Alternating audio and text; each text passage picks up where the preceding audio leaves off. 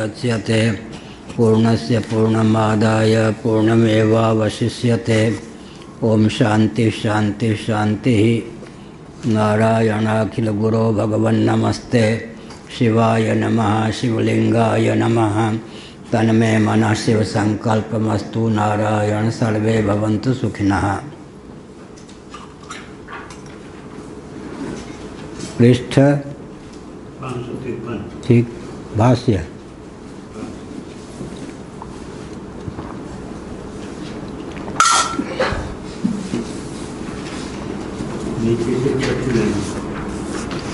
ठीक।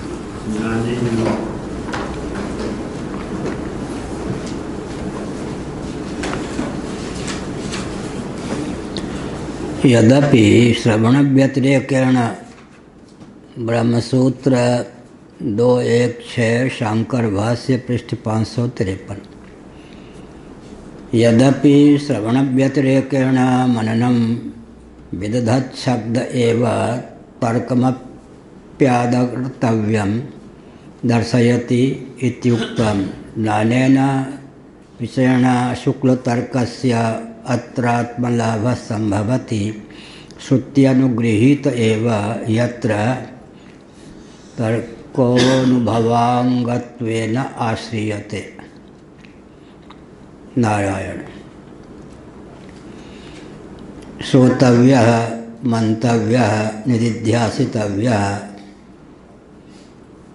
बृहदारण्यक उपनिषद का यह उद्घोष है। भगवत्पाद शंकराचार्य महाभाग भाष्यकार ने विदित छाया के रूप में श्रोतव्य मंतव्य निदिध्यासितव्य द्रष्टव्य को माना है, क्योंकि आत्मतत्व साक्षात अपरोक्ष है, अप्राप्त है ही नहीं। केवल अज्ञान और अज्ञानकृत आवरण के अपनोदन के लिए श्रवण मनन निधिध्यासन की आवश्यकता है। लेकिन मंतव्य से एक तात्पर्य अभिव्यक्त होता है कि युक्तियों का आलम्बन लेकर मनन संभव है। श्रोतव्य से श्रुति की प्रधानता तो सिद्ध ही होती है। मंतव्य कहने से युक्ति की प्राप्ति होती है। श्रोतव्य के बाद मंतव्य है। इसका अर्थ होता है कि शास्त्रीय विधा से ही युक्तियों का आलम्बन लेकर मनन अपेक्षित है। आगमिक तर्क का समादर है, शुष्क तर्क का समादर नहीं है।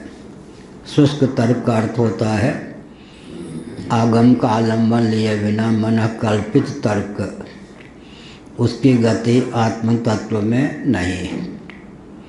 इसका अभिप्राय यह है कि उपक्रम उपसंहार आदि उपक्रमोपसंहार और उपक्रमोपसंहार अर्थवाद आदि का आलम्बन लेकर, सर्वविध लिंगों का आलम्बन लेकर समग्र वेदांतों का परम तात्पर्य ब्रह्मात्म तत्व के एकत्व विज्ञान में सन्निहित है। उपक्रम और उपसंहार को मिलाकर एक लिंग, अभ्यास, अपूर्वता, फल, उत्पत्ति, अर्थवाद ये सब होते हैं। इन सब का आलम्बन लेकर समग्र वेदांतों का, उपनिषदों का महातात्पर्य या परम तात्पर्य ब्रह्मात्म तत्व के एकत्व विज्ञान में सन्निहित है। इस प्रकार का जो अचंचल निश्चय है उसी का नाम श्रवण है। तदनुकूल जो युक्तियों का आलम्बन लेना है, शुद्ध अर्थ में मन को सन्निहित करने की योग्यता प्राप्त करने की भावना से आगमिक तर्कों का जो आलम्बन है उसका नाम है मनन। इसका मतलब शुष्क तर्क का स्थान नहीं है। सरस शास्त्र सम्मत तर्कणा शक्ति का आलम्बन लेकर हम शुद्ध अर्थ को मत बना सकते हैं। आत्म तत्व अमत है। केनोपनिषद आदि के अनुशीलन से, कठोपनिषद आदि के अनुशीलन से तथ्य सिद्ध है। यस्या मतिर ये सब वचन है, लेकिन यहाँ पर मत का अर्थ हुआ जिस विधा से अतद व्यावृत्ति के द्वारा सही आत्म तत्व को लक्षित किया जाता है तर्कणा शक्ति के प्रधान से, उसी को मनन कहते हैं। विद्यारण्य स्वामी पंचदशीकार इसमें बहुत दक्ष हैं। वे क्या करते हैं,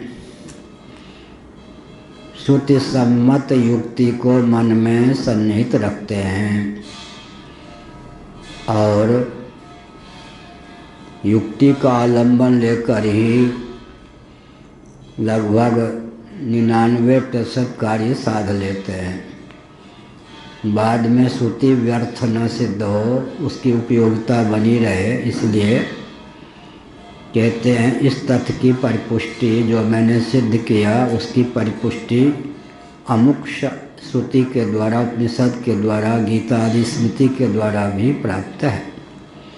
यह चातुर्य है, बोलने की दक्षता है, लिखने की दक्षता है। लेकिन शंकराचार्य जी ने अपने भाष्यों में लिखा है कि शास्त्र सम्मत युक्ति का आलम्बन लेकर ही हम परमात्म तत्व को जान सकते हैं। इसलिए शास्त्र विमुख होकर तो युक्ति की कल्पना भी नहीं कर सकते। पूर्व पक्ष प्राप्त हुआ कि अमुक अमुक युक्ति के द्वारा देहातीत आत्म तत्व का अधिगम होता है, तो शंकराचार्य ने कहा श्रुति का नाम लिए बिना जो युक्ति के बल पर ही देहातीत आत्म तत्व की सत्ता सिद्ध करते हो, उसमें तुम्हारा चातुर्य है। वस्तुतः यह श्रुति सम्मत युक्ति होने के कारण ग्राह्य है। तो विद्यारण्य स्वामी जी तो परम आस्तिक ठहरे, लेकिन उन्होंने तर्कणा शक्ति के गुमानियों के हृदय में भी वेदांत प्रस्थान के प्रति आस्था उत्पन्न करने की भावना से पूरी पंचदशी में मैंने देखा इस नय को क्रियान्वित किया कि श्रुति के द्वारा जितना तात्पर्य हम हृदयंगम करते हैं प्रायः युक्ति के द्वारा ही सब सिद्ध कर देते हैं। बाद में श्रुति को लाकर कह देते हैं जो कुछ अब तक सिद्ध किया गया उसमें इस प्रकार की श्रुति प्रमाण है।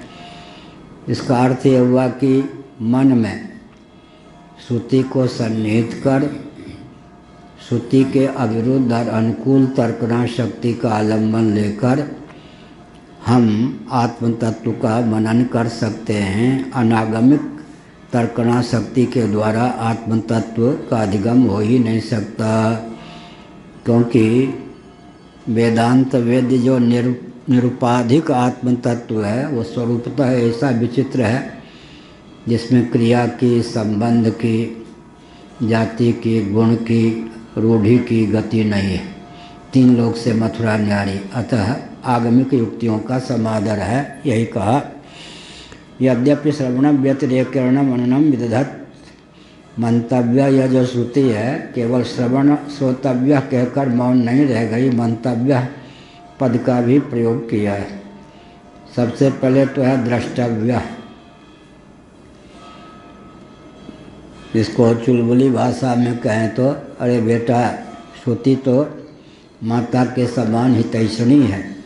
भगवान शंकराचार्य अपने भाष्यों में लिखते हैं 100 माताओं का वात्सल्य श्रुति के हृदय में सन्निहित। ईशावास्योपनिषद में एक और तथ्य प्रकाशित किया, श्रुतियों में जामिता दोष नहीं है। जामिता दोष माने आलस्य। एक बार तो मैं कह चुकी, समझो तो समझो, ना समझो तो ना समझो, ऐसा नहीं। उसके लिए उन्होंने कठोपनिषद और गीता के वचनों को समुद्रित करके कहा वेदांत प्रस्थान में जो कुछ कहा जा सकता है वो कठोपनिषद के 2 मंत्रों के माध्यम से ही पूर्ण हो जाता है।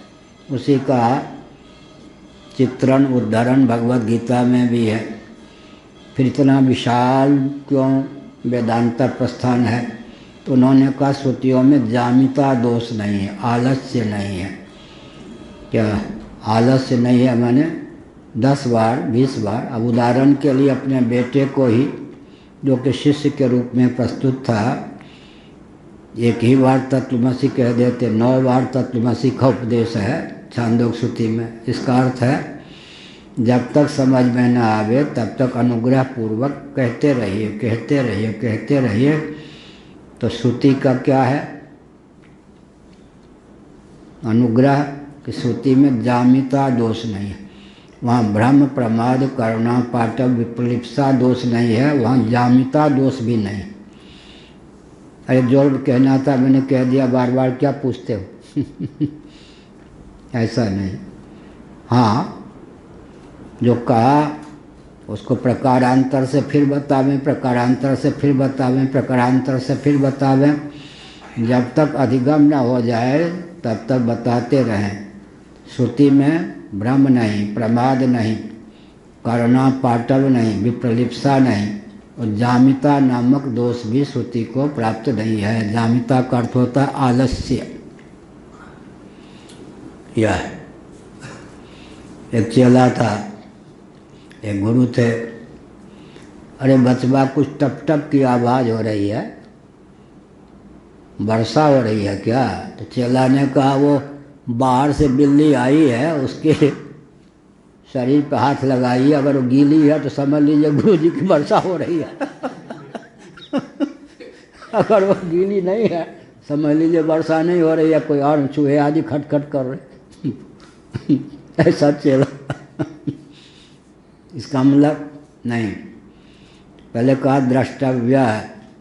अरे बेटा, आत्मा का दर्शन कर ले। तो फिर क्या हुआ? शिष्य ने मानो कहा, इतना बल और वेग तो है नहीं, मुझ में क्षमता नहीं है, साधन तो बताओ। श्रोतव्य, सुन तो लिया, उपक्रमोपसंहारादि सर्विस लिंगों के द्वारा वेदांतों का परम तात्पर्य ब्रह्मात्म तत्व के एकत्व विज्ञान में सन्निहित है, सुन तो लिया। अभी बात सुनिए, गुनिए, समझिए, समझावी, दशा हृदय नहीं आवे। श्रोतव्य, मंतव्य, निधिध्यास्तव्य का कितना बढ़िया अनुवाद किया तुलसीदास जी ने विनय पत्र का। सुनिए, सुनता हूँ, वो भी ऐसे नहीं, गुरुमुख से, परंपरा प्राप्त गुरुओं के मुख से सुनता हूँ। गुनीय, मंतव्य, मनन भी करता हूँ। और इतनी योग्यता आ गई है कि समझिए, समझाइए, समझ लेता हूँ, दूसरों को समझाने में भी दक्ष हो गया हूँ। फिर रोना क्या है भाई? पढ़ने आए? अच्छा, अब मुझसे नहीं बोलता, बहुत चतुर हो गए। अच्छा, इनमें देखो हम लोगों का मनोविज्ञान का, सो के उठे हो दिन में, पूछते पूछते क्या हुआ कि अब रात में 1 बजे सोते हैं, सुबह 5:30 बजे उठते। कभी हमने कहा 9 बजे तक क्यों सोते, 8 बजे? हम लोगों का मनोविज्ञान कितना तीव्र है। सो के उठे हो क्या? सुनते सुनते अभी इतने बढ़िया, निंदा नहीं कर रहा, जगह हो ना। निंदा नहीं कर रहा, तो अब 1 बजे लगभग सोते हैं, 5:30 बजे उठ जाते। तो सत्वगुण का उद्रेक, क्या डांट के फटकार के नहीं, लाड़ प्यार से, इस ढंग से हम लोगों के यहाँ काम होता है, डांट के फटकार के सब कुछ नहीं। तो क्या कहा? श्रोतव्य, बचवा सुन ले। सुन लिया, फिर भी तुलसीदास जी ने कहा सुनिए, सुनता हूँ। गुनीय, युक्तियों का आलम्बन लेकर गुनता भी हूँ, मनन भी करता हूँ। समझिए, समझाइए, एक प्रकार से निधिध्यासन भी पूर्ण है। कितने अंशों में? समझ के दूसरों को समझा पाना, ये बहुत कठिन है।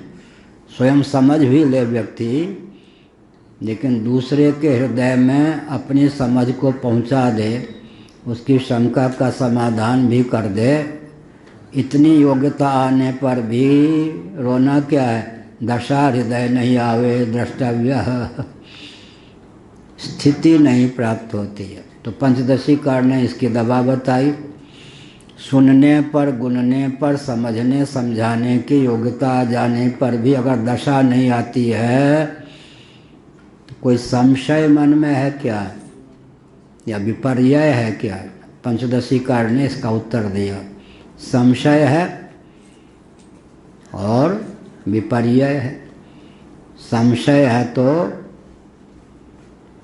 फिर युक्ति का आलम्बन लेकर उसका निवारण कर दीजिए, विपर्य है तो निध्यासन का आलम्बन लेकर निवारण कीजिए।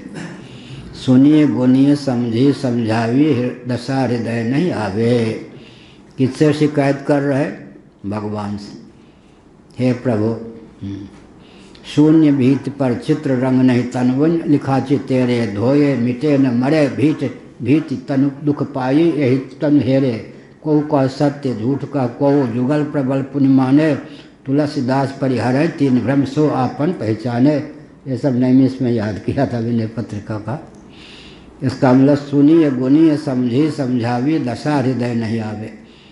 श्रोतव्य इसलिए कहा सुन ले बेटा, सुनने पर भी काम नहीं चला तो मंतव्य मनन कर ले।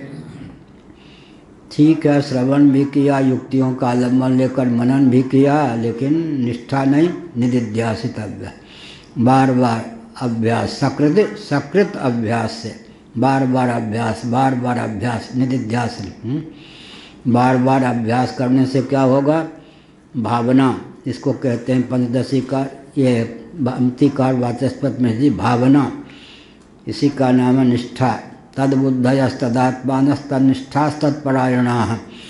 बार बार भावना, प्रामाणिक की भावना। क्यों कहा इसको? श्रवण मनन के बाद जो भावना होती है उसको आप प्रामाणिक ही मान सकते हैं। श्रवण मनन के बाद भावना, तीव्र भावना, जैसे वो क्या करती है? हम गुफा में छिपे हुए थे, हम लोगों ने गुफा बनाए ऐसे। नैमिष वाले महाराज प्रकृति के बहुत प्रेमी थे, तो ईंटों के द्वारा ऐसा करते थे, ऐसे जैसे रेल के डब्बा हो ना, ऐसे बना लेते थे। जैसे वो आखिरी का मकान, वो कमरा बना हुआ है, ऐसे बना लेते थे। हाँ, फिर उसमें उधर से एक द्वार, इधर से एक द्वार बना के फिर क्या करते थे? ऊपर मिट्टी डलवा करके छोटे छोटे पौध लगवा देते थे। तो जो आवेगा देखेगा वो स्वाभाविक गुफा है, ईंट ऊपर के, कोई लिंटर ये सब कुछ छत दिखाई ना पड़े ऐसे। उसमें एक एक साधक को रख देते थे ऐसे। तो हम लोग फिर उस प्रकार की गुफा बनाने में बहुत दक्ष हो गए थे। कुंज बनाते थे ये सब, एक एक वृक्ष के नीचे कुंज बना देना, बैठक बहुत बढ़िया चलता था। 32 साधक होते थे, जगह जगह हम बैठा देते थे, सब ध्यान वान करते थे जब तक हम रहे तब तक। एक गुफा में हमने क्या देखा? भृंगी जो होती है ना, भृंगी, उसने क्या किया? बिल बनाया ऐसे ऐसे करके, इतने गहरे। फिर हम देखते रहे क्या करती है। सामने बाग में जाके उड़ के वो भृंगी को पहचान होती है, मेढक को नहीं डसती। जिस जाति के कीड़े को डसने पर, बेहोश करने पर उसे भृंगी बना सकती है, उसी जाति के कीड़े को डसती है वो। इतना विवेक होता है। तो डस के उसको बेहोश करके ले आती थी, लाद करके बिल में डाल देती थी। ऐसे पाँव करके क्या करती थी? वो जो धूल है उससे गड्ढे को भर देती थी छोटे, और लगभग 45 मिनट उसको लगता होगा बिना घड़ी के। हमने आध घंटे 45 मिनट वो बिल के चारों ओर एकदम भुनभुनाती रहती थी। और उसको समय का इतना ज्ञान होता था कि जिस कीट विशेष को हमने घायल करके, मूर्छित करके इस बिल में डाला है, इतने समय में वो मुझ जैसा भृंगी हो गया होगा। उसके बाद पाँव से क्या करती? वो जो बिल, वो क्या बिल से वो मिट्टी उट्टी को निकाल देती। अब उसके बाद मैंने देखा कि वो जो निकलती भृंगी नहीं, या भृंग जो निकलता, वो गुरुजी से पूछने की जरूरत नहीं, उसमें वो भी वही काम करना शुरू कर देते। इस प्रकार से हमने 3 को लगभग 1.5 घंटे 2 घंटे बैठ करके देखा। जो नई भृंगी आई वो भी वही करने लगती थी, तीसरी भृंगी बनी वो भी वही करने लगती थी। ये हुआ है ना ऐसे। तो क्या है? उससे क्या होता है? वो भयपूर्वक तो वो बिल में बंद है, मृत नहीं है। वो शब्द को सुन के उसको तदाकार वृत्ति अभिनिवेश इतना हो जाता है कि उस शरीर में रहने पर ही जन्म नहीं लेना पड़ता माता पिता के द्वारा। उस शरीर में रहने पर ही भृंगी का शरीर उसको मिल जाता है। माने वह शरीर ही भृंगी के शरीर के रूप में परिणत हो जाता है। अब वो ये नहीं कोई कह सकता कि यह जो भृंगी है आजकल की भाषा में ओरिजिनल है या बनी हुई है हाँ, लेकिन उसको पहचान होती है किस कीट विशेष को डसने पर उस कीट विशेष को भृंगी का रूप दे सकती है। इसी का नाम है निदिध्यासन भावना। ऐसा भावना की परिपक्वता। तो सूक्ष्म तर्क से अत्र आत्मलाभ संभवति न। शुष्क तर्कणों के द्वारा, तर्क शक्ति के द्वारा या तर्क के द्वारा आत्मलाभ की संभावना ही नहीं है। श्रुति अनुगृहीत एव यत्र तर्कोनुभवांगत्वेन आश्रियते। श्रुति से अनुगृहीत तर्क ही यहाँ पर अनुभव का, अनुभूति का अंग होने के कारण मान्य है। आश्रियते माने आश्रय लेने योग्य है, मान्य है। अनुभव पर्यवसायी ज्ञान हो सके इसलिए बीच में मनन की आवश्यकता है। फिर धारणा के द्वारा, भावना की प्रगल्भता के द्वारा निदिध्यासन की आवश्यकता है।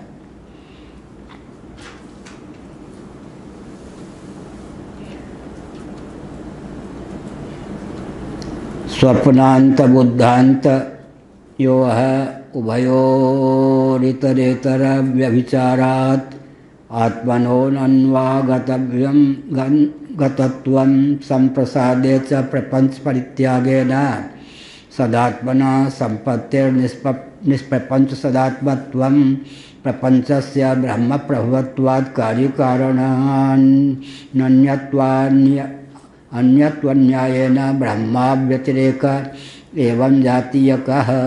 अब भाष्यकार भगवान कहते हैं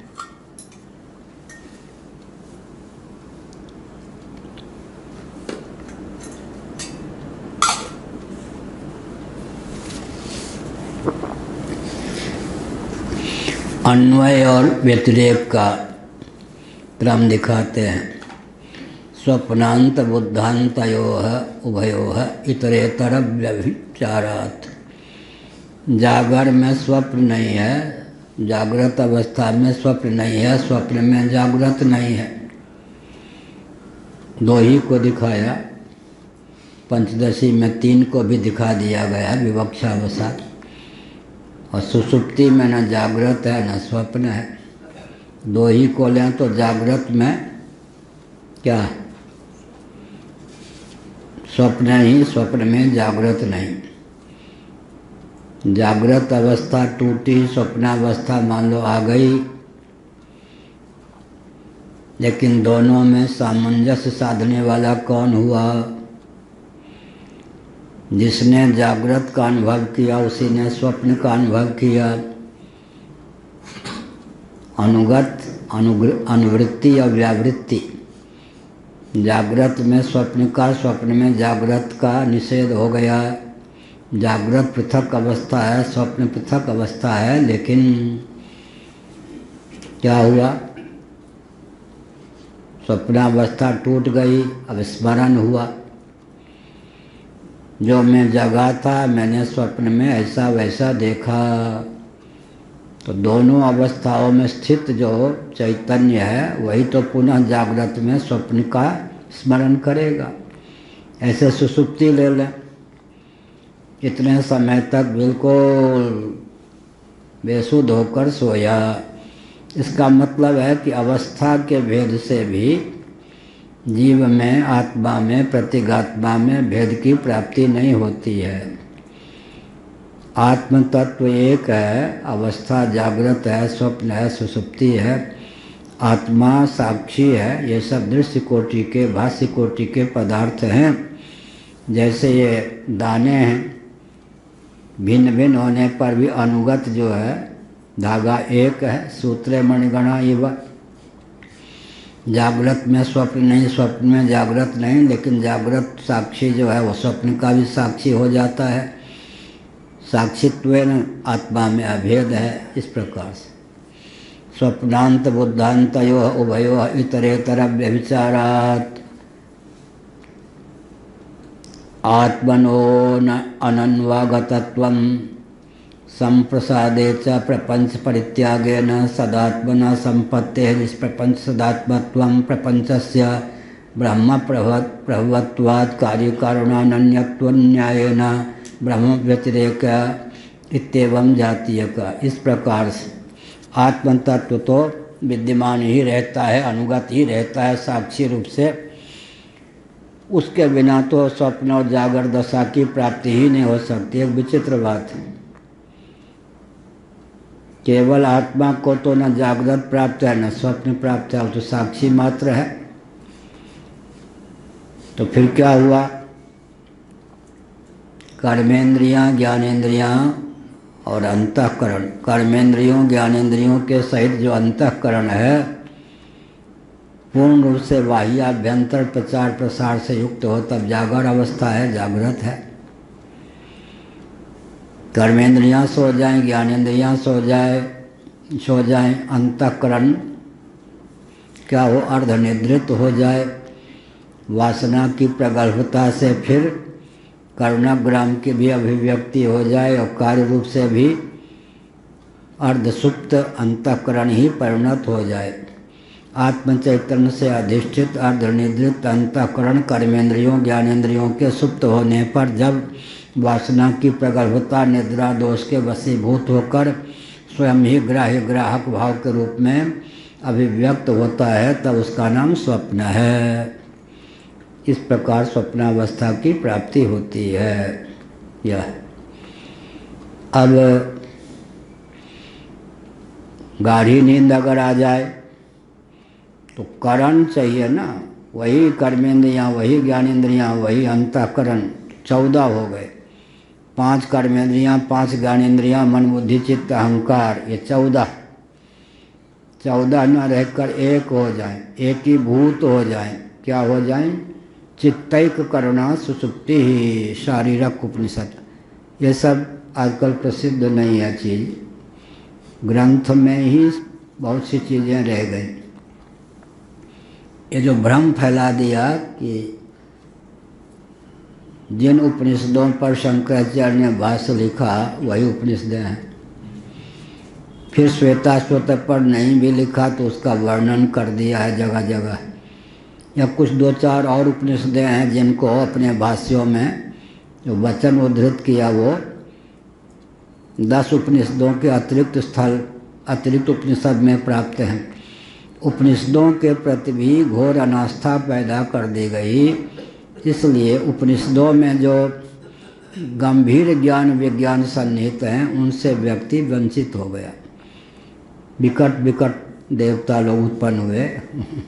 एक महात्मा कहते थे अब मैं भी एक संस्कृत में उपनिषद बना सकता हूँ, इसमें क्या है, ऐसा कहते था।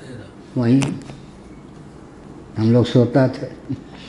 तो इस प्रकार से विचित्र विचित्र नास्तिकवाद का प्रचलन हो गया।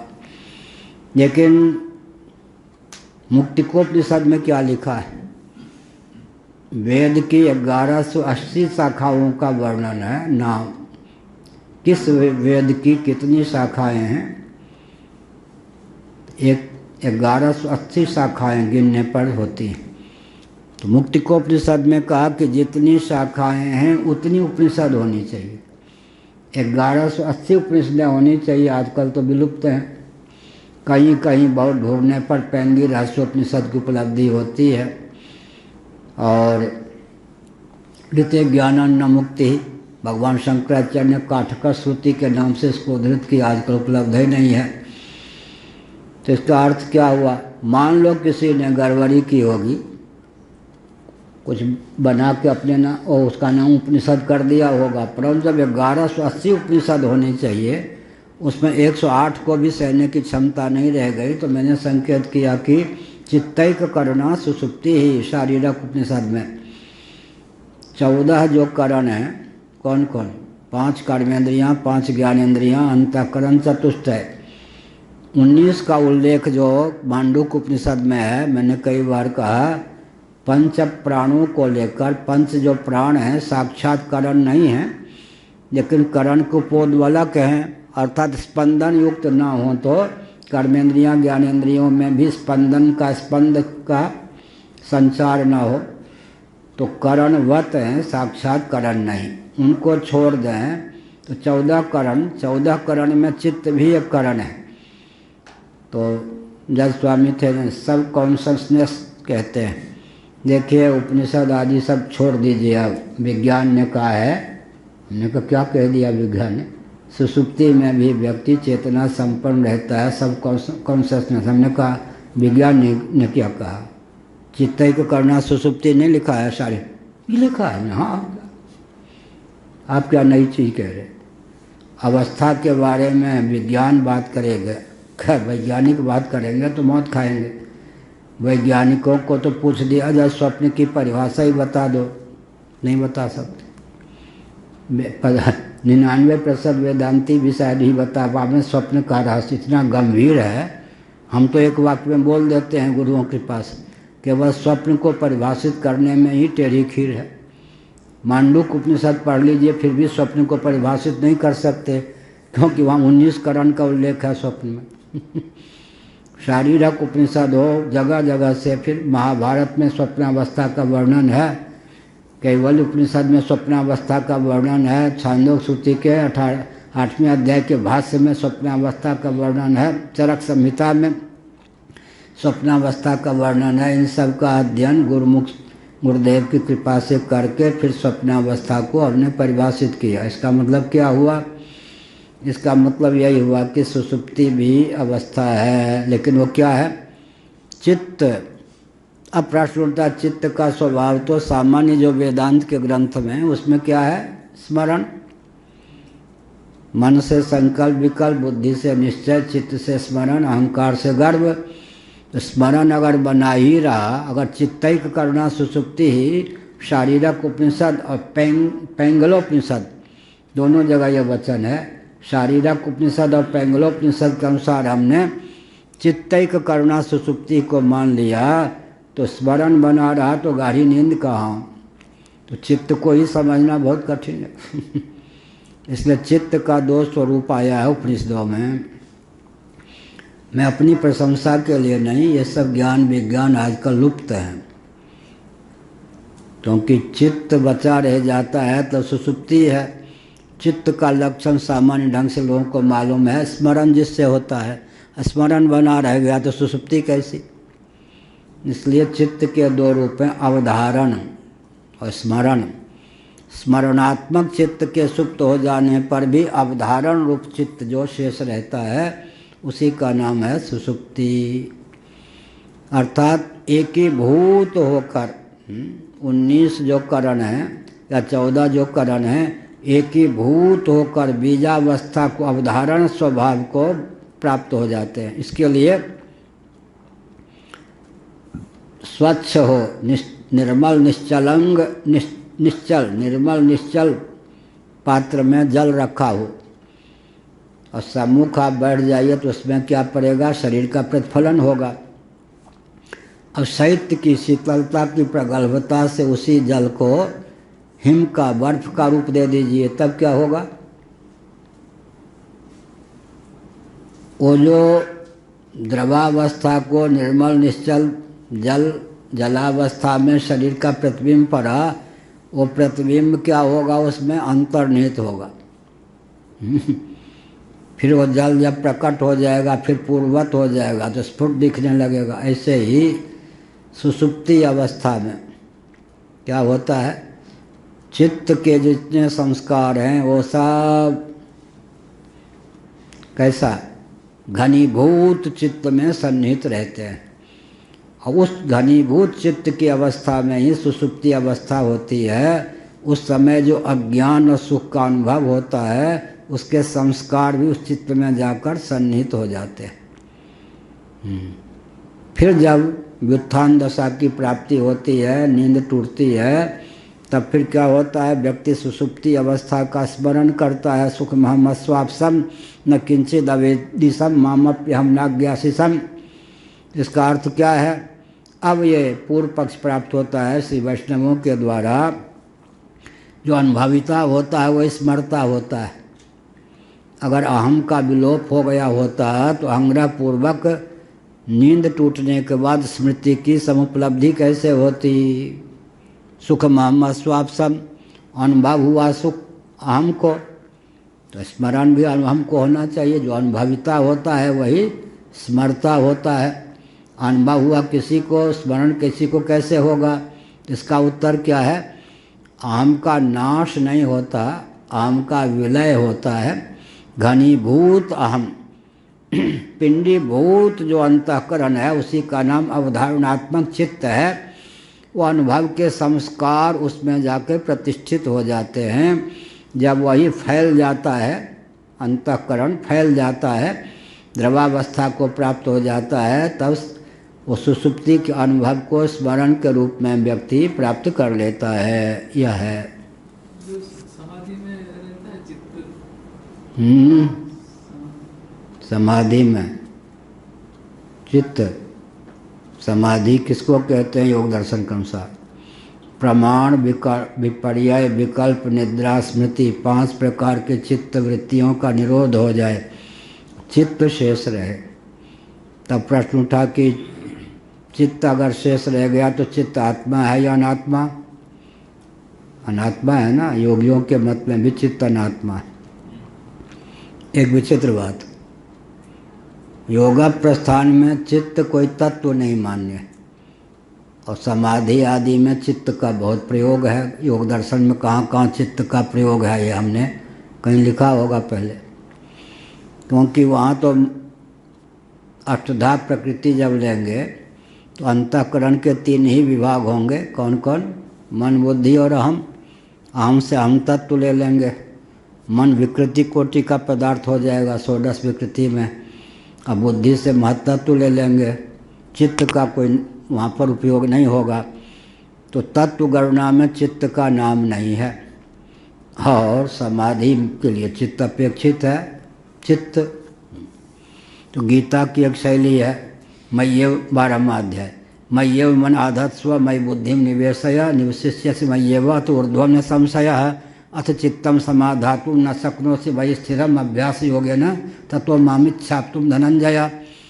पहले का मन बुद्धि, मन बुद्धि न कह के मन बुद्धि न कह के चित्त कह दिया। चित्त का अर्थ हो गया मन बुद्धि। चित्त अब जब 3 विभाग कर देंगे, कोष की विवक्षा से चित्त, अंतःकरण में कितने विभाग होंगे? मनोमय, विज्ञानमय, मन और बुद्धि। अष्टधा प्रकृति की दृष्टि से अंतःकरण में कितने विभाग होंगे? मन, बुद्धि और अहम। फिर भी चित्त रह गया। तो चित्त का अर्थ क्या है ये भी समझना है। हम कहाँ से बोल रहे? मुक्तिकोपनिषद, अन्नपूर्णोपनिषद की ओर से।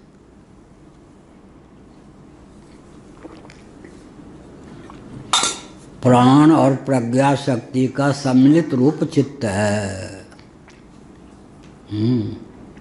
ये सब योग की पुस्तकों में आजकल मिलेगी नहीं। हम अपने लेख में से अभी जो ग्रंथ लिख रहे हैं उसमें अभी तो 1100 पेज तक चला गया है।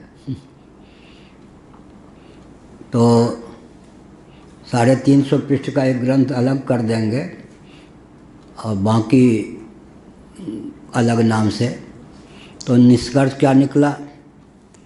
निष्कर्ष क्या निकला कि प्राण और प्रज्ञा दोनों का सम्मिलित रूप है क्या? चित्त। योग दर्शन में जब चित्त शब्द का प्रयोग होता है तो अन्नपूर्णोपनिषद, मुक्तिकोपनिषद में ये दृष्टि से प्राणस्पंदन और प्रज्ञा स्पंदन दोनों का निरोध चाहिए। प्राण और प्रज्ञा दोनों को मिला देते हैं तो उसका नाम चित्त हो जाता है। फिर मैं कह रहा हूँ ये सब प्रक्रिया मिलेगी नहीं, लेकिन मैं झूठ नहीं बोलता, शास्त्र सम्मत। पूज्य गुरुदेव हम पे क्यों प्रसन्न रहते थे कृपा करके, कहते थे कुछ भी तुम शास्त्र विरुद्ध नहीं बोलते हो, लिखते हो, लेकिन टटोलने जाओ तो ढूंढ पाना बड़ा कठिन। तो उसमें संकेत करते थे। अब वो मधुमक्खी ने मधु बनाया, उसमें कमल ढूंढने जाओ कितना प्रतिशत है क्या? अब फूल ही ना होता तो मधु कहाँ से बनाती मधुमक्खी? फूल ना होता तो मधुमक्खी मधु कहाँ से बनाती? लेकिन अब मधु में ढूंढने जाओ कितना प्रतिशत इसमें किस फूल काम से है तो बड़ा कठिन काम है। ऐसे ही तो योगा चित्त वृत्ति निरोधा में चित्त का अर्थ होता है प्राण और प्रज्ञा का सम्मिलित रूप। ये अन्नपूर्णोपनिषद मुक्तिकोपनिषद के अनुसार बोल रहा हूँ। तो आपने जो प्रश्न किया उसका योग दर्शन के अनुसार सीधे अर्थ ये है कि क्यों जी वृत्ति के निरोध की क्या आवश्यकता है। तो उन्होंने क्या योग दर्शन क्या उत्तर दिया, वृत्ति की दशा में वृत्ति सारूप्य की प्राप्ति होगी। क्या बच्चा यहाँ बैठा है नटखट खेल रहा है कूद रहा है हम उसको देख रहे हैं तो बाल सारूप्य की प्राप्ति हो गई।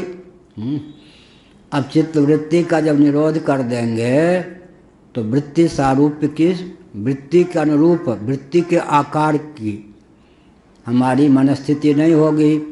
तब एक हम पूर्व पक्ष प्रस्थापित करते हैं वृत्ति न सही चित्त के अनुरूप तो क्या चित्त सारूप्य की प्राप्ति तो होगी दृष्टा को। तो वृत्ति न सही चित्त सारूप्य की प्राप्ति, चित्त भी तो अनात्मा है। तब अंतर्निहित अर्थ यह है कि वृत्ति विहीन जो चित्त है वो चित्त सारूप्य को प्राप्त हो जाता है। पुरुष जो दृष्टा है वो चित्त सारूप्य को प्राप्त नहीं होता, चित्त ही पुरुष सारूप्य को प्राप्त हो जाता है। क्या चित्त ही पुरुष सारूप्य को प्राप्त हो जाता है। यह हुआ। अब क्या हुआ, आपने जो प्रश्न किया था तब योग दर्शन के अनुसार कोई वृत्ति नहीं बची। किसमें? समाधि की बात है ना। प्रमाण विपर्यय विकल्प निद्रा स्मृति, तो समाधि टूटने पर स्मरण नहीं होना चाहिए। क्या वृत्ति अगर मानेंगे सुसुप्ति में तब तो स्मरण की सिद्धि होगी। इतने समय तक मैं समाहित रहा, जैसे सुसुप्ति में निद्रा वृत्ति शेष रहती है तब तो हम स्मरण करते हैं इतने समय तक घड़ी देख के या जो कुछ 5-6 घंटे सुसुप्त रहा। ऐसे ही समाधि में अगर वृत्ति नहीं रहेगी, वृत्ति नाम अनुवृत्तिस्तु पंचदशी कार ने लिखा, उपनिषदों में भी है। समाधि में भी वेदांती वृत्ति मानते हैं। क्या वो वृत्ति ना हो तो समाधि की अनुभूति का संस्कार किस में पड़े, और अगर संस्कार ही न पड़े तो समाधि टूटने के बाद समाहित हुआ रहा इतने समय तक स्मरण कैसे हो। तो वेदांती मानते हैं। फिर योग दर्शन में और वेदांत दर्शन में सामंजस्य किस प्रकार साधेंगे। प्रमाण विपर्यय विकल्प निद्रा स्मृति का निरोध हो जाने पर भी कोई वृत्ति शेष रहती है।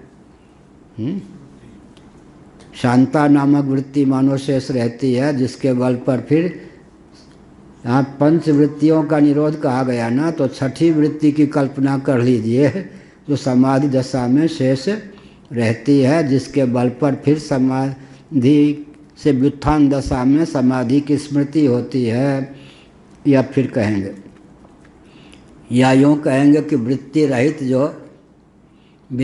जो चित्त होता है और पुरुष के सारूप्य को प्राप्त हो जाता है, और जब पुरुष के सारूप्य को प्राप्त होकर उचट जाता है तो समाधि टूट जाती है। तो उस समय सारूप्य होने पर भी, दृष्टा के सारूप्य को प्राप्त होने पर भी चित्त में ही संस्कार पड़ जाता है, निरुद्ध चित्त में ही संस्कार पड़ जाता है, उसी की स्मृति आ जाती है। यूँ भी कह सकते हैं, या कोई समाधि दशा में जो अच्छा वो भी क्या वृत्ति नाम अनुवृत्तिस्तु, वृत्ति की अनुवृत्ति माने धारा, वेखी वृत्ति ने अनुवृत्ति माने जैसे जल प्रवाह होता है, जल प्रवाह होता है, चींटियों की पंक्ति होती है, ऐसे वृत्तियों की अनुवृत्ति होगी। अनुवृत्ति 1 क्षण 2 क्षण 3 क्षण, तो वृत्तियाँ कौन होंगी, इस पर भी विचार करें तो इस पर अर्थ होगा कि प्रमाण विपर्यय विकल्प निद्रा स्मृति 5 वृत्तियों के निरुद्ध हो जाने पर समाधि की अभिव्यक्ति में हेतुभूता जो वृत्ति विशेष है वो शेष रहती है। उस वृत्ति विशेष की विद्यमानता के कारण ही समाधि से व्युत्थान दशा में व्यक्ति को स्मरण होता है, यह अभिप्राय होगा। या चित्त जो है, जो चित्त है वो चिदात्मा से एकीभूत होकर शेष रहता है, लेकिन अपने स्वरूप को नष्ट नहीं करता। नष्ट ही हो जाता तो फिर व्युत्थान की प्राप्ति नहीं होती। तदाकार हो जाने पर भी तदाकारता की स्थिति में क्या होता है, तदाकारता की स्थिति में क्या होता है, उसी में सुषुप्ति के संस्कार का स्फुरन हो जाता है। उसी में सुषुप्ति क्या है, अनुभव का स्फुरन हो जाता है, वो संस्कार का रूप धारण कर लेता है। फिर जब व्युत्थान दशा की प्राप्ति होती है तो उस चित्त के योग से स्मरण नामक वृत्ति की अभिव्यक्ति हो जाती है। प्रमाण, विपर्यय, विकल्प, निद्रा, स्मृति भी तो एक वृत्ति है ना, ये सब है। तो चित्त वृत्ति का प्रवाह भी हम लोग मानते हैं, चित्त वृत्ति का निरोध भी मानते हैं। निरोध मानने पर क्या है, दृष्टा के सारूप्य को प्राप्त जो चित्त है उसको लेकर काम कर लेंगे, अन्यथा फिर स्मरण की प्राप्ति नहीं होगी।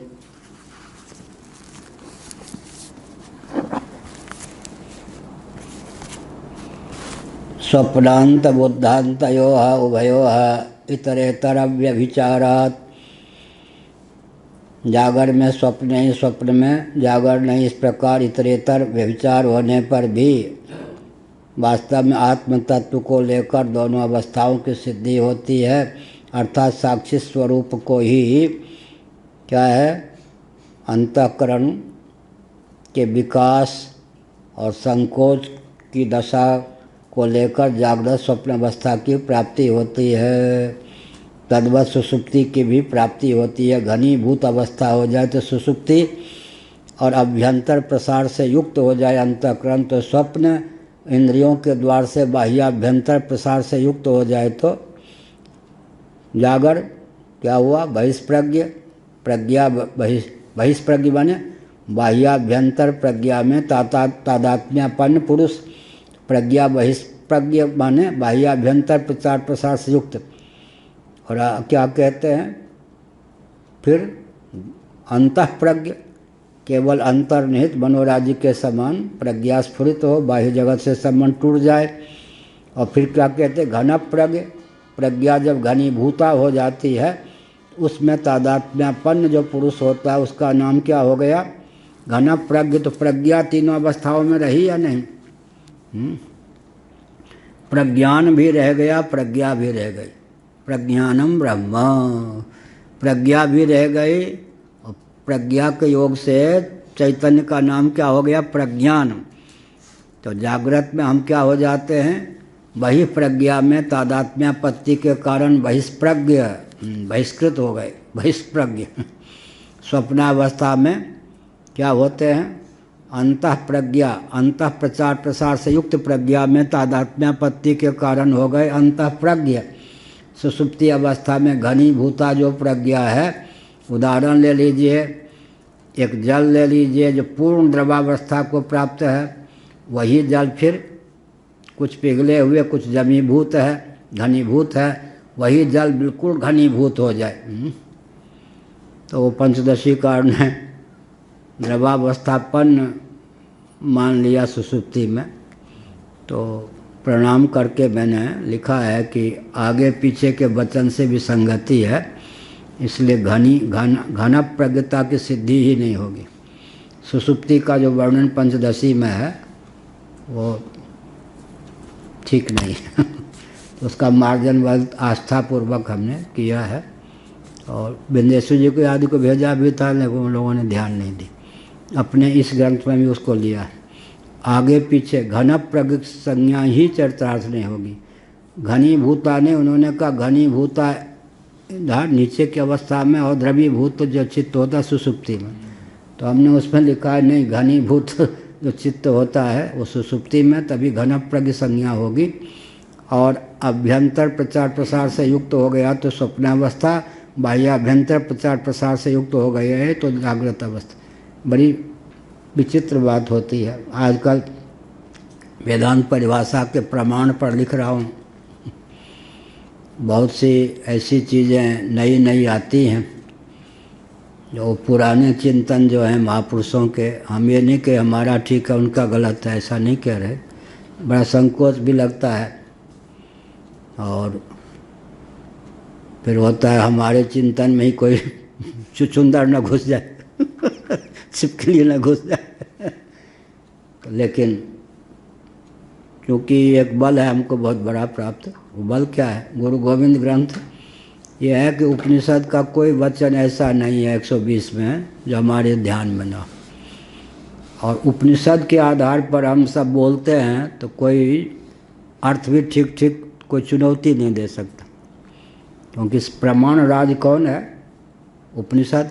उपनिषद जितने उपलब्ध हैं सब वचन हमारी दृष्टि में है, सब दृष्टिकोण भगवत कृपा से प्राप्त है। बहुत अध्ययन उपनिषद का है, इसीलिए गणित आदि में सब विषय में वो अध्ययन काम दे देता है। तो उपनिषदों में जो जगह जगह विचित्र विचित्र ढंग के वचन हैं उनमें तालमेल बैठा करके फिर हम प्रमाण पर भी लिख रहे हैं। अभी 7 प्रकार के चैतन्य होते हैं। चैतन्य के 7 भेद, कठरुद्रोपनिषद। चैतन्य के जब 7 भेद होंगे तब प्रश्न उठेगा क्या प्रत्यक्ष प्रमाण के 7 भेद करने पड़ेंगे। अमुक चैतन्य अमुक चैतन्य अमुक चैतन्य को निरावरण करने के लिए क्या होगा? निरावरण शब्द लिखा था ना, फिर हमने हटा दिया कि बहुत कठिन काम है। अब वो निरावरण शब्द ला करके 7 प्रकार से प्रत्यक्ष प्रमाण के 7 प्रभेद पर लिखना शुरू किया अभी। वहाँ से लगाए। हाँ, वहीं से पहले लगाया तो गलत नहीं था, लेकिन उसको व्याख्या की ज़रूरत थी, इसलिए हमने निरावरण शब्द काट दिया कि चेतन के कितने भेद हैं? 7 सप्तर्षि। शुद्ध चैतन्य, शुद्ध ब्रह्म, शुद्ध चैतन्य, ईश्वर चैतन्य, जीव चैतन्य, प्रमाण चैतन्य, प्रमेय चैतन्य, अज्ञात चैतन्य और फल चैतन्य माने ज्ञात चैतन्य। 7 प्रकार का चैतन्य। चेतन तत्व तो एक ही, अनिरुपाधिक चेतन का नाम शुद्ध है। माया युक्त हो गया तब उसी का नाम ईश्वर हो गया। अविद्या युक्त हो गया तो उसी का नाम जीव हो गया। अंतःकरण युक्त हो गया तो उसी का नाम प्रमाता हो गया। अंतःकरण की वृत्ति से युक्त हो गया तो उसी का नाम प्रमाण हो गया। और घटपटादि जो हैं जिनका भी ज्ञान नहीं हुआ है वो प्रमेय चैतन्य हो गया। और फिर जब वो उनका ज्ञान हो गया तो फल चैतन्य हो गया। तो चैतन्य के 7 भेद का वर्णन कठरुद्रोपनिषद में है। तो प्रत्यक्ष प्रमाण का ठीक ठीक ज्ञान प्राप्त करने के लिए उसको 7 प्रकार से सिद्ध करना होगा। क्या? तो ये सब भगवान के पास से ऐसी चीज़ें मिल रही हैं जो शास्त्र सम्मत होने पर भी प्राचीन ग्रंथों में भी मिलना कठिन है, क्योंकि उपनिषद में तो है, उसको ही ढंग से प्रमाण आदि लिखते समय ध्यान नहीं गया होगा, या वो उपनिषदें सुलभ नहीं होंगी उस समय। आजकल तो उठा के देखो, सब उपनिषद एक वॉल्यूम में मिल जाए जितने उपलब्ध हैं। उस समय हस्तलिखित इतना बड़ा यातायात के भी साधन नहीं, किसी क्षेत्र में कोई उपनिषद सुलभ है, किसी में नहीं। महाभारत का पूरा अंश भी एक जगह मिलना उस समय उन महापुरुषों का दोष नहीं है। और एक विचित्र बात है कि एक वचन उनको मिल गया, उसने मन बनाया, उसके आधार पर युक्ति के बल पर जो उन्होंने लिख दिया वो सब वचन अन्य उपनिषदों में अब हमको मिल रहे हैं। उस समय उनको केवल एक वचन प्राप्त हुआ था, लेकिन उस वचन का गहराई से अध्ययन करके जो भाव उन्होंने लिख दिया वो सब अन्य उपनिषदों से के वचन से सिद्ध हैं। तो ये मैंने कहा, तो ये सब बताया। हाँ, फल चैतन्य, ज्ञात चैतन्य, विदित हो गया तो फल चैतन्य। प्रमा बोलेंगे।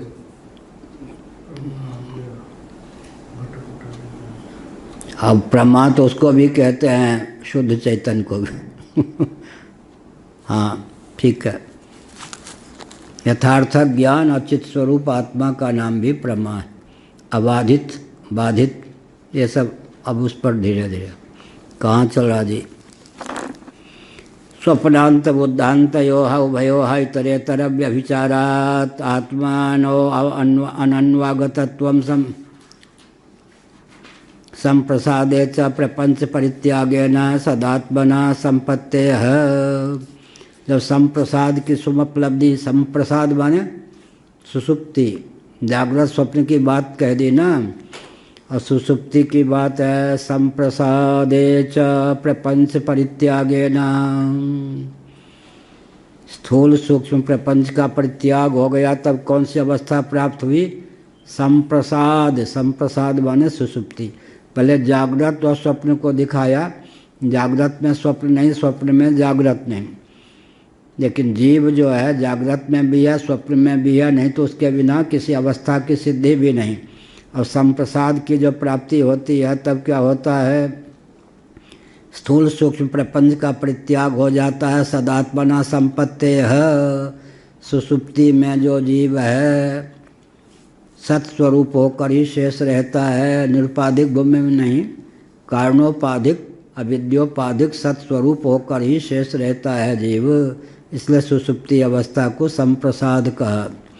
सदात्मना संपत्तेः निष्प्रपंच सदात्मत्वम्, संपत्तेः निष्प्रपंच सदात्मत्वम्, निष्प्रपंच सदात्मत्व की प्राप्ति है। यहाँ प्रपंच माने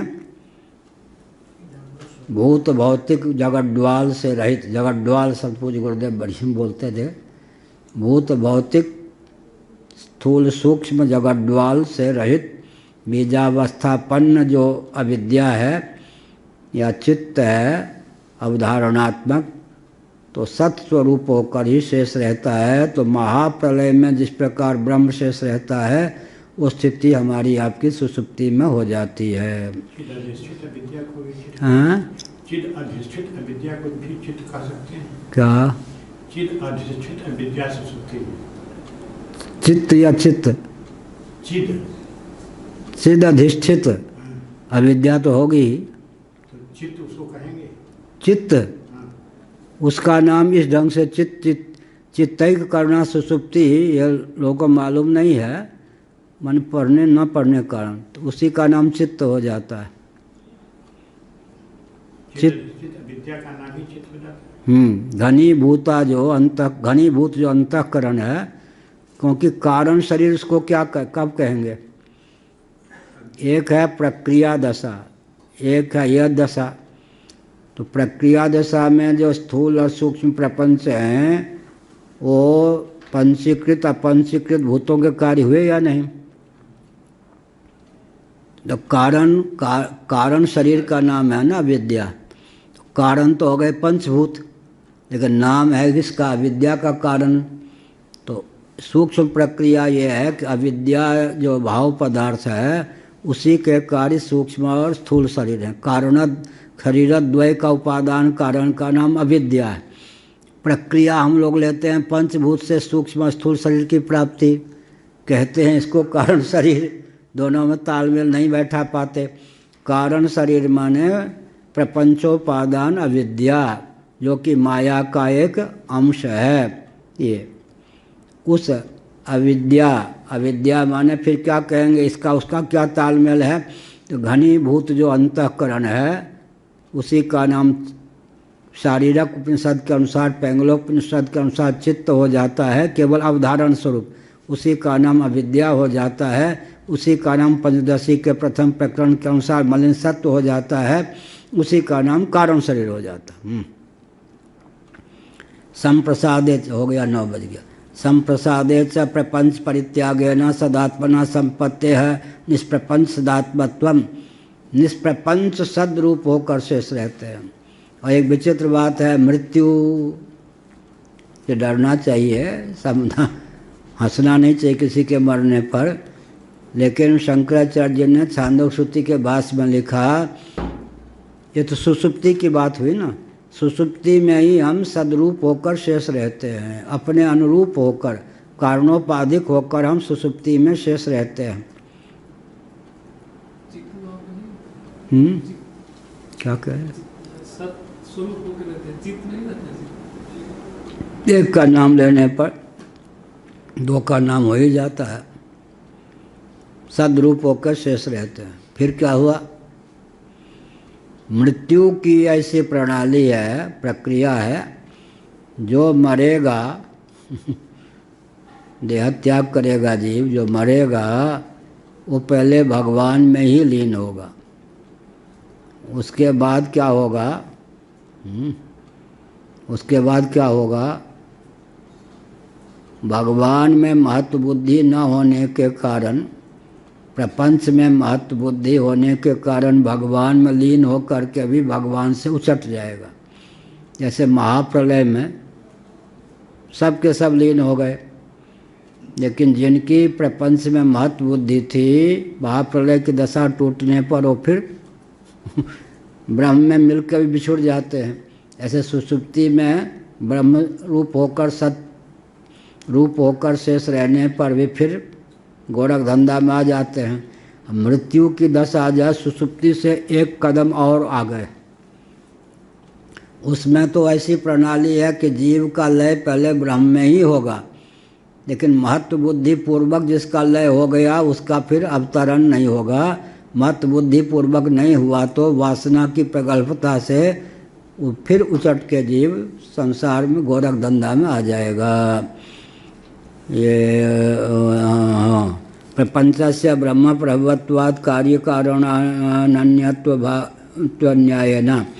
अब जो प्रपंच है वो क्यों दिखाया भगवान ने? संप्रसाद शंकराचार्य महाराज ने सुषुप्ति से जैसे जागर स्वप्न की पुनः अभिव्यक्ति हो जाती है, वैसे ही ब्रह्म तत्व से सुषुप्ति जो है मानो महाप्रलय में जो ब्रह्म की स्थिति है उसका प्रतीक है। अपने जीवन का अनुशीलन करके महाप्रलय की दशा का हम ठीक ठीक अनुमान लगा सकते हैं। इसलिए सुषुप्ति का संप्रसादन का, और जागृत स्वप्न के स्थान पर क्या हो गया? फिर प्रपंच की अभिव्यक्ति हो गई।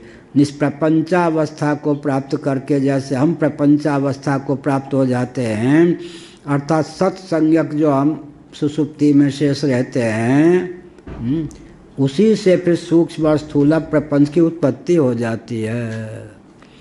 ठीक इसी प्रकार से वो जो सोपाधिक ब्रह्म है, मायोपाधिक ब्रह्म, वही जगत का अभिन्न निमित्तोपादान कारण है। तो जगत काल में भी सृष्टि काल में भी दोनों में तालमेल होना चाहिए या नहीं? सुषुप्ति टूट जाने पर भी सुषुप्ति अवस्था में जब हम सद्रूप थे, का जागृत स्वप्न में हम असद्रूप हो जाते हैं। दूसरी बात है सुषुप्ति में बीजावस्थापन जगत था, स्थूल सूक्ष्म भाव, अब फलीभूत हो जाता है। तो सुषुप्ति का वर्णन शंकराचार्य ने इसलिए किया कि महाप्रलय तो हमारे को याद नहीं है, स्मरण नहीं है महाप्रलय का। महाप्रलय का अनुमान लगा सकें और सृष्टि को जानने के लिए जागृत स्वप्न अवस्था के तुल्य सृष्टि है। ओम पूर्णमदः पूर्णमिदं पूर्णात् पूर्णमुदच्यते पूर्णस्य पूर्णमादाय पूर्णमेवावशिष्यते। ओम शांति शांति शांति। महाराज जी, जो ज्ञान से मुक्ति मानते हैं, ज्ञान से जो लोग मुक्ति न्याय, जैसे कि आप मानते हैं, फिर ज्ञान से तो मानते होंगे, फिर क्या हुआ? तो क्या इसी उद्देश्य की महाप्रलय के बाद सब एकीभूत हो जाते हैं?